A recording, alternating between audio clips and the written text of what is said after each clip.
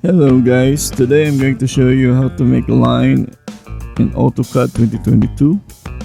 Let's get started.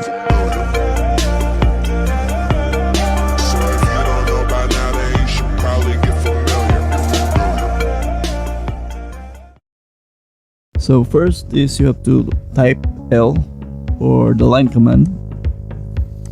Then click from first point to the end point. You can also make your line straight by pressing F8, and that's ortho.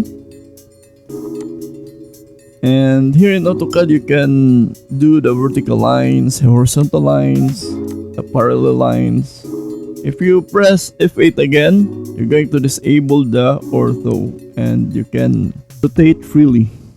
So that's it guys. I hope this will help. Goodbye for now.